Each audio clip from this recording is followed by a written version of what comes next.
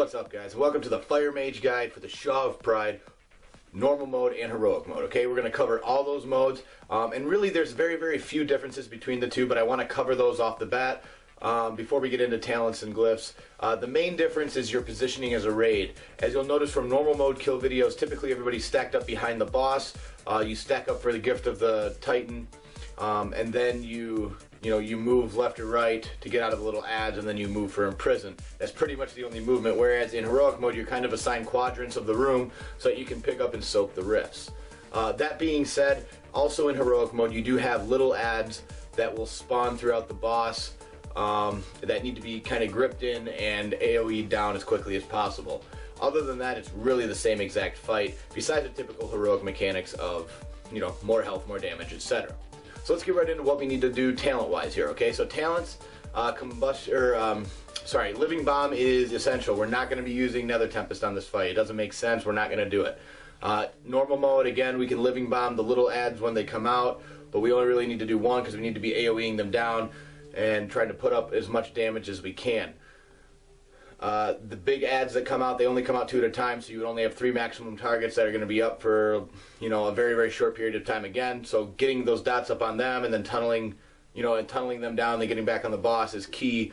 In normal or heroic, you need to get those ads down, but on heroic, you're only going to be dealing with one, and on normal, sometimes you'll have both of them, but a lot of times, if you have your DPS assigned properly, they will die by the time you get to the other one, so it's one ad and then the boss. So keep that in mind, is that this is not really a multi-dot fight. This is a burst AoE heavy single target fight, okay? Your DPS checks come in where at the end of, when you get them to 30%, because obviously up until then, the more pride that people stack, the more mechanics you have to deal with, the harder it is.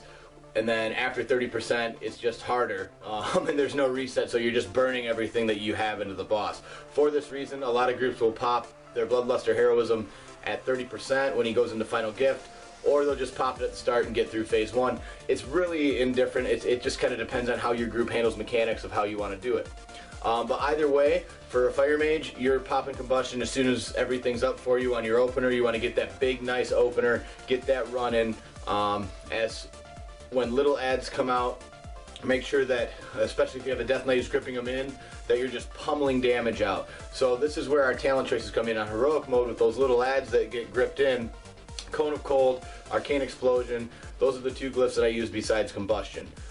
Mainly because I want to be able to put out a ton of burst AoE, and then I want to be able to get back out and get back into my single target rotation as quickly as possible. Now for normal mode, you can still use these same glyphs, but it does become a little bit more hectic with those small ads. Sometimes using things like double blink on normal mode will be a little bit more useful, especially because a lot of times as mages they assign us to the far prisons on normal mode so we can break those out. So being able to blink out there, stand in the prison to get the person out and blink back is always a nice thing to have. Now in heroic mode there's not as much movement.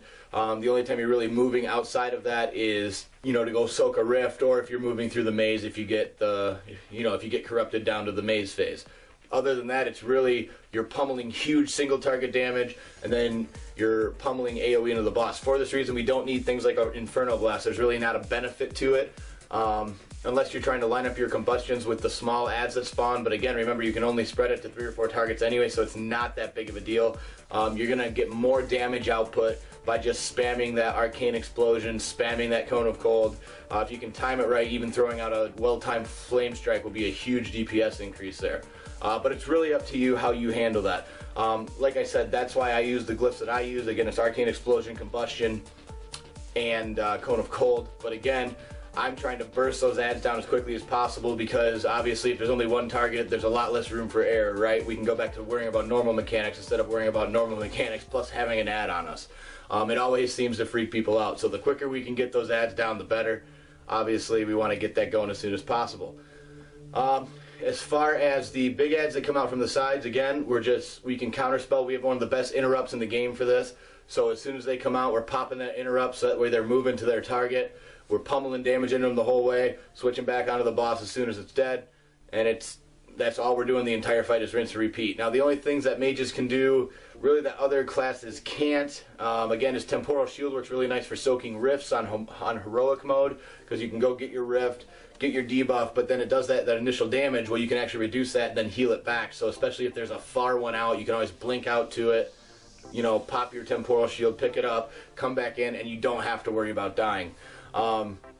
I've seen some people use greater invis in this fight for when Swelling Pride's coming out. Again, I think that's a little bit overkill. If you're really dipping that low, just switch temporal shield to ice barrier and you should be fine. Again, the reason that I typically don't switch to ice barrier is just because I like to spec aggressively, and I don't like to waste that GCD that I have to wait while I throw that ice barrier out, especially if there's an ability that temporal shield does the job for. But however, if you are dropping low, especially during progression on Shaw of Pride, every time Swelling Pride comes out or those small ads come out, if you get caught in a wrong spot, being able to pop that ice barrier is a nice lifesaver. Again, I also use Cauterize in this fight. I've seen some people use GI. Again, GI I believe is a little overkill for this fight, but it's up to you. However you want to handle it, you can use it if need be.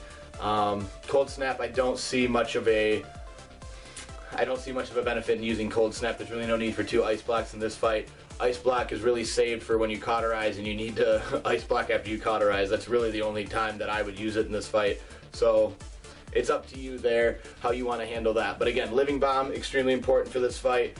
Making sure that you have huge burst AoE, as much burst AoE as you can do. Set up everything you've got so you're slamming that out.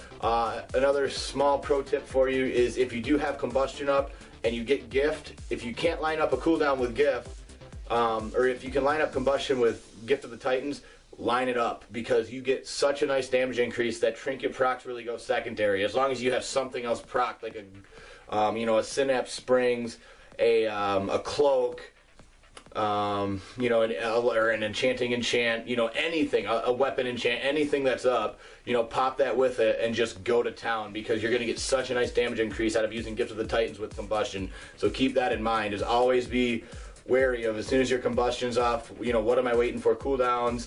Okay, do I have gift? If I do, I should probably use my combustion there. That's just a helpful tip, especially, to really maximize that damage, because this fight really comes down to, again, your high single target damage, which we're great at as fire mages, and then that burst AoE, which we can do well on if the ads line up properly and we can do our thing. So just be aware of your positioning, be aware of how to go about doing those burst numbers, and you'll have a great time in this fight. This is one of the best fights for fire mages. I absolutely love this fight. This is one of those fights where you'll see such a huge discrepancy amongst fire mages. You'll see fire mages doing just insane numbers, and then you'll see fire mages just not even anywhere near on the meters. They're just shit. And the reason being is because this is one of those fights where if you're really kind of trying to maximize your class and maximize your playstyle, the DPS difference is monstrous, and you can really shine as a mage in this fight if you pay attention and do a good job here. So I hope you guys like this one. I hope these tips helped. If you have any other tips, please let me know in the comments below. Or if this video helped you at all, let me know that as well. I'd love to hear from you. Thanks for watching. As always, see you in the next one.